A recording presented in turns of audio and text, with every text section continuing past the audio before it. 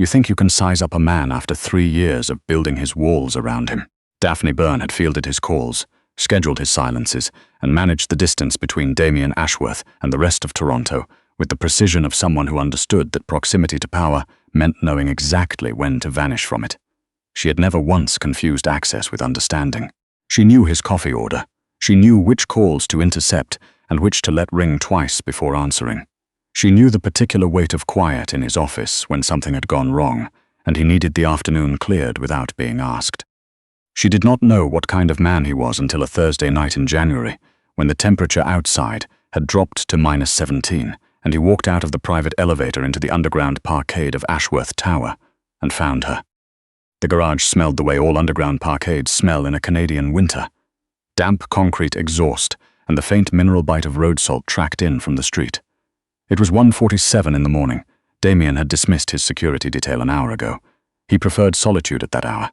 The executive level held 6 vehicles. His own, 2 belonging to associates who kept offices in the building, and 3 others that simply never moved. He saw the Corolla immediately. It was a 2007 model, silver gone to grey with age, a crack running diagonally across the rear bumper and rust collecting in both wheel arches. It was aggressively wrong in that space, the automotive equivalent of a folding chair at a black-tie dinner. His hand moved to his side automatically. In his world, anomalies had teeth. A car that didn't belong in a controlled space was a threat until proven otherwise.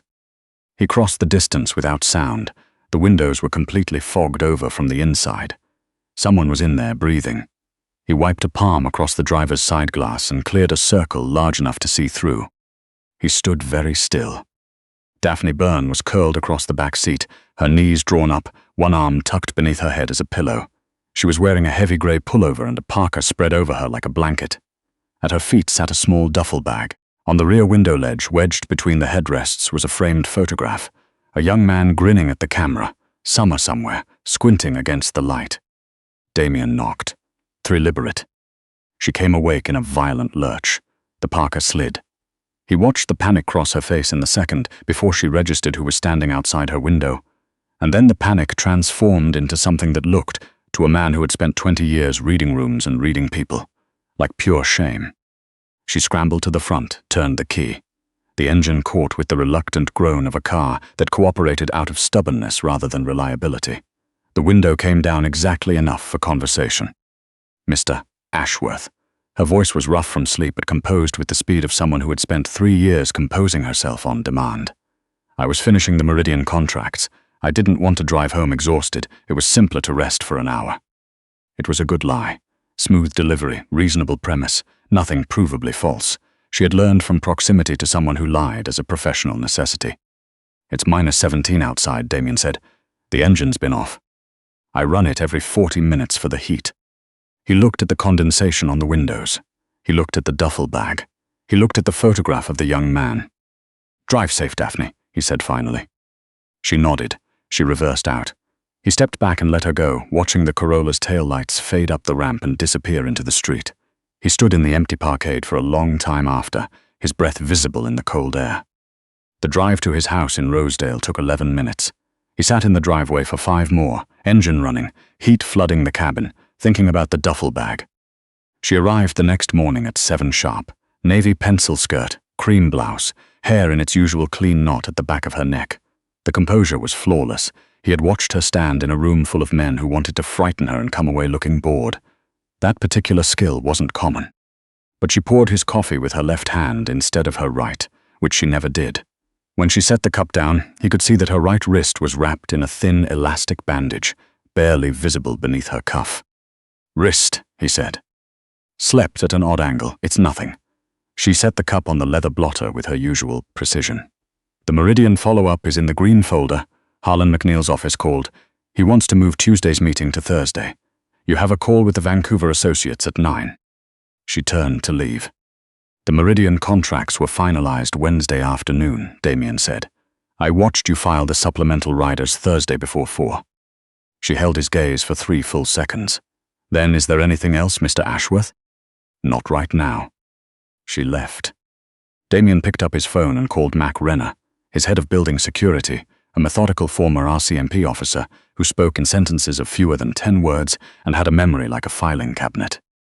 Mac, Pull the parkade footage, past 3 weeks, silver 2007 Corolla. I want to know how many nights it hasn't left. A pause. Give me 20. The phone rang back in 18 minutes. 17 nights, Max said. She drives it out at 6:45, parks it 2 blocks east, brings it back to the executive level after 7 p.m. once the lot clears. Damien set the Meridian file down on the desk. Erase it. Nobody else sees it. He hung up and sat for a long time, looking at the grey Toronto skyline through the floor-to-ceiling glass, and then he pressed the intercom. Daphne, my office. She came in with her notepad. Even being called to account, she brought the notepad. Close the door. She hesitated, barely, half a second, and pushed it shut. She stood in the center of the room, pen ready, waiting. Damien walked around his desk and stopped a few feet from her. He wasn't trying to intimidate. She knew what his intimidation looked like. She had watched him deploy it on men twice her size. This was something else. This was simply closing the distance she used to manage him from. You weren't reviewing contracts last night, he said. Mr. Ashworth. 17 nights, Daphne. The color left her face entirely. The footage is erased, he said. No one else knows.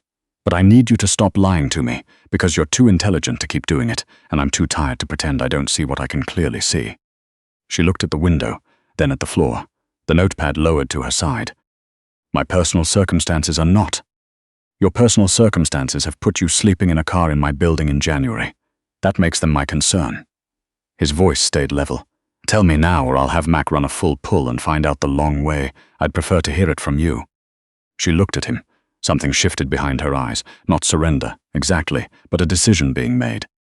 My brother, she said. She told him about Nate. 24 years old. He'd fallen from a scaffold at a construction site 2 winters ago. A harness that failed inspection. An employer who settled fast and privately rather than face what the records would show. Incomplete spinal cord injury.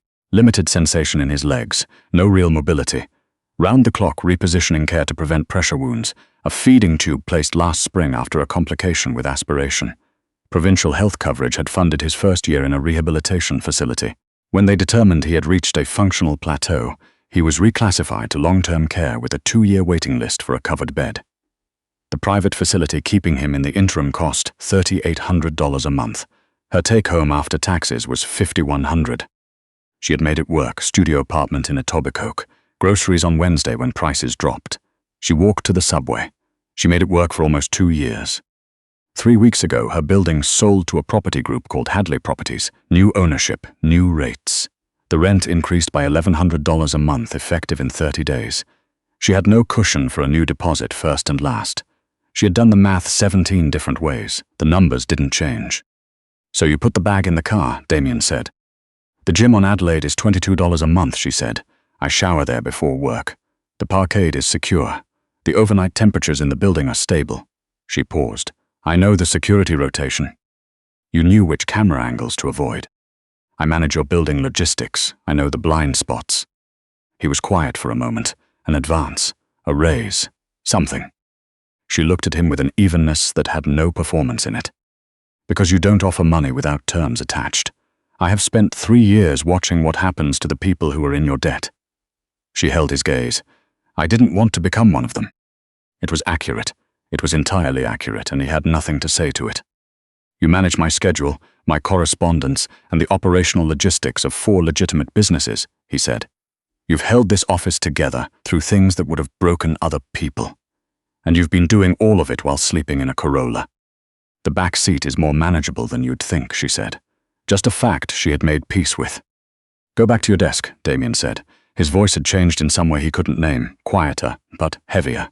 I have calls this afternoon. Hold everything else. She left. He stood at the window for a long time. Then he made 2 calls. The first was to Oakdale Medical Center, where Nate Byrne had been a resident for 19 months.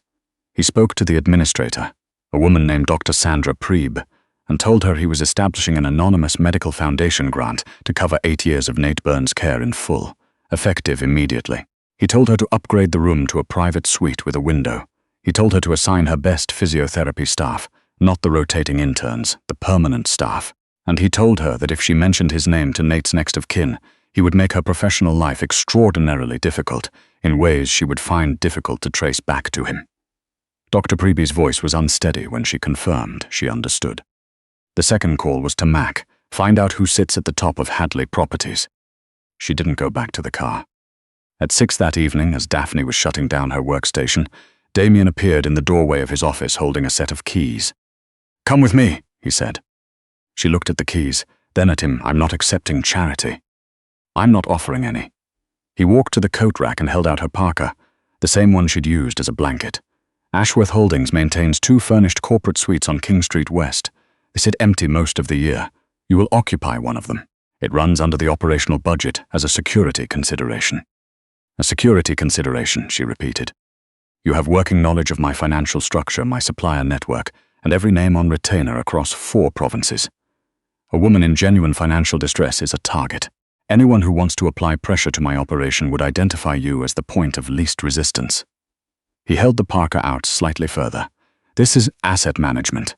Refuse it and I'll make the case that yours represents an unacceptable liability. Those are your options." She stared at him. He watched her run the calculation, her pride against 17 nights in January, and underneath both, Nate.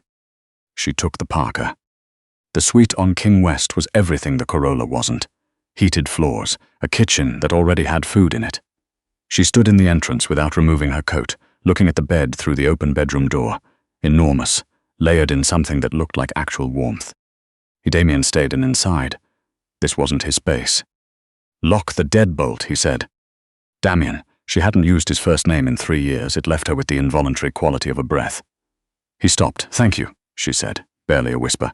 Every layer she kept herself in, the composure, the efficiency, the careful management of how much of herself showed, stripped back to nothing in that small, dark foyer.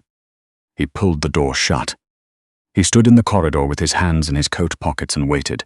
30 seconds later, the deadbolt sliding home, and then, faintly, through the heavy door, the sound of her crying. Not delicate, the real kind, heavy and uncontrolled, the way a person cries when they've been keeping their breath held for long enough that the exhale becomes something physical. Damien walked to the elevator. His jaw was tight all the way to the lobby. She arrived the next morning at 7 sharp, and there was color in her face he hadn't seen in months. "Americano," she said, setting the cup on the blotter. The Callaway Group sent revisions overnight. Blue folder. Site meeting in Liberty Village at 3. "You slept," he said. A pause. 8.5 hours. She was quiet for a moment. "The mattress is unreasonably good." "I'll note it." She left, and Damien put on his coat and drove himself to a glass building in the financial district that housed the administrative offices of Hadley Properties. It took 11 days. He didn't announce himself to Terence Hadley in advance. Mac's team worked quietly, traced the debt structure, made contact with the 2 institutional shareholders holding 31% of Hadley's outstanding stock, and made offers slightly better than market value, with no conditions attached. By the time Terence Hadley was informed that a company called Greenvale Capital had purchased controlling interest in his firm, his options had already narrowed to a point. He was sitting in a glass-walled boardroom on a Wednesday morning, flanked by 2 lawyers exchanging looks they believed were subtle, when Damien walked in. Daphne walked in behind him. She sat at the end of the table, notepad open, pen ready. She had prepared the acquisition documents herself. Damien had told her only that there was a subsidiary meeting, and he needed her for records. She had not known the name of the company until she typed it into the folder heading. She hadn't said a word, but he had watched her face in the 30 seconds between reading the name and composing herself, and he had stored that moment carefully. Terence Hadley was in his 50s, the kind of man who had built his career on the assumption that paperwork insulated him from consequence.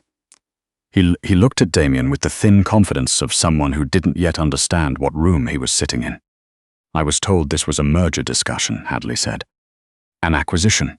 He didn't sit. He opened the folder on the table without looking at the man. "As of this morning, Greenvale Capital holds controlling interest in Hadley Properties. I'm concluding your tenure as CEO, effective today." Hadley looked at his lawyers. They studied their laptops. "Your Q3 figures are in the folder," Damien continued, "along with a summary of the CRA audit your accountant has been managing quietly for 2 years, and a record of the zoning variance your Scarborough project received following a donation to a particular city council member's re-election campaign." He said it evenly, without emphasis, the way someone reads a grocery list. "Sign the resignation, forfeit the severance package, walk out, or don't, and I hand that folder to someone who will find it considerably more interesting than I do." Hadley's hand shook when he reached for the pen. He signed, he stood, he left without looking at anyone. His lawyers followed. The boardroom was very quiet. Damien picked up the signed document. He walked the full length of the table and set it in front of Daphne. She looked at the signature, cramped, rushed, the handwriting of a man whose composure had already left the building before he did. "For the file," Damien said quietly. She looked up at him. She had not been told he was doing this. He hadn't staged it for her. She had simply been present at the conclusion of something that had already been decided. "Which folder?" she asked. Her voice was very steady. "Your call." She held his gaze for one long moment. Then a slow, genuine smile crossed her face, sharp and quiet and entirely real, the first unguarded one he had ever seen from her. "The red one," she said. It was Nate's care facility that unraveled it. She called Oakdale on a Friday afternoon to confirm a physiotherapy scheduling change, and the assistant she reached, clearly reading from something, voice slightly too careful, mentioned the foundation grant. Anonymous, donor, medical foundation, 8 years, paid in full. Daphne sat at her desk for 4 minutes without moving. Then she stood up, walked to Damien's office, and opened the door without knocking. He was on a call. He ended it without explanation. She placed a printed statement on his desk, the Oakdale account, 0, the foundation grant notation. "I know it was you," she said. Her voice was controlled and furious in equal measure. The administrator sounded like she was reading a script with someone standing behind her. "Who else does that to people?"